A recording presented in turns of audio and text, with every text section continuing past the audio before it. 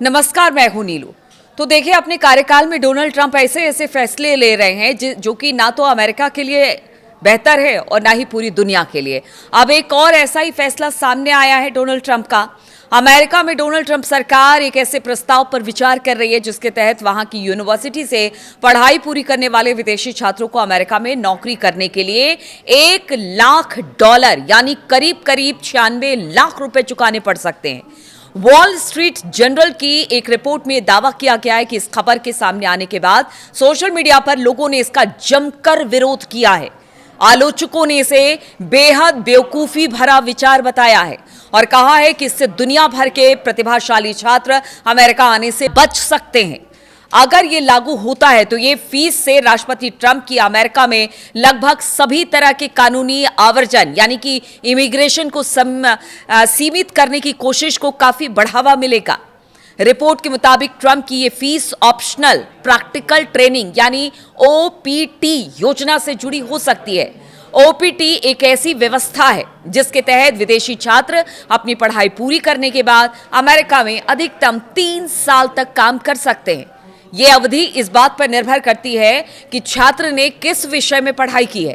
हालांकि ट्रंप सरकार ने अभी तक इस योजना को लेकर कोई आधिकारिक घोषणा नहीं की है, लेकिन अगर वॉल स्ट्रीट जर्नल की माने तो आप सोचिए कि उनके अनुसार साल 2024 में करीब 4,19,000 विदेशी छात्र ओपीटी के जरिए अमेरिका में काम कर रहे थे।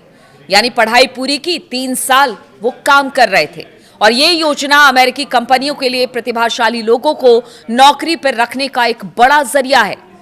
खास तौर पर टेक्नोलॉजी और वित्तीय क्षेत्र में बड़ी कंपनियां अक्सर अमेरिकी यूनिवर्सिटियों में पढ़ने वाले विदेशी छात्रों को पहले ओपीटी के तहत नौकरी देती है और बाद में उनके लिए H-1B वीजा हासिल करती है। ओपीटी पर फीस लगने की यह चर्चा ऐसे समय में हो रही है जब ट्रंप सरकार को H-1B वीजा से जुड़े एक दूसरे मामले में कानूनी झटका लगा है। इससे पहले ट्रंप सरकार कुछ H-1B वीजा आवेदकों पर भी $1 लाख की फीस लगाना चाहती थी, लेकिन पिछले हफ्ते बोस्टन की एक संघीय अपील अदालत ने इस फैसले को लागू होने से रोक दिया। इस प्रस्ताव का टेक्नोलॉजी कंपनियों ने कड़ा विरोध किया था। उनका कहना था कि बढ़ते खर्च की वजह से विदेशी कुशल कर्मचारियों को नौकरी पर रखना मुश्किल हो जाएगा। इसके बाद सरकार ने H-1B शुल्क के दायरे को यानी पैसे को सीमित कर दिया और इसे सिर्फ उन विदेशी विशेषज्ञों तक रखने का फैसला लिया जो सीधे H-1B वीजा पर अमेरिका आ रहे हैं। यानी जो बच्चे वहां की यूनिवर्सिटी से पढ़कर 3 साल नौकरी किसी मल्टीनेशनल कंपनी में करते हैं उनके लिए हटा दिया गया। प्रोफेशनल्स के लिए यह वीजा कर दिया गया और यह अमाउंट रख दिया गया। इसके उलट अगर ओपीटी से जुड़ा नया नियम लागू होता है, जिस बात का जिक्र हो रहा है कि अगर आपको अमेरिका में पढ़ाई करने के बाद नौकरी करनी है तो करीब करीब 98 लाख भारतीय रुपए के अनुसार 98 लाख रुपए आपको देना पड़ेगा। तो इसका सीधा असर उन विदेशी छात्रों पर पड़ेगा जो पहले से ही अमेरिका की यूनिवर्सिटियों में पढ़ रहे हैं। अमेरिका में पढ़ाई करने के लिए आने वाले कुल विदेशी छात्रों में से सबसे अधिक भारत से हैं। भारतीय छात्रों ने चीन को पीछे छोड़ दिया। अमेरिकी कॉलेजों और यूनिवर्सिटी में एडमिशन लेने वाले सभी विदेशी छात्रों में से लगभग 1/3 भारत से हैं। अगर नंबर में देखें तो लगभग 3.3 लाख के आसपास ये आंकड़ा भारत का बताया जा रहा है, जो कि विदेश पढ़ने जाते हैं बच्चे, खासतौर पर अमेरिका में पढ़ने जाते हैं।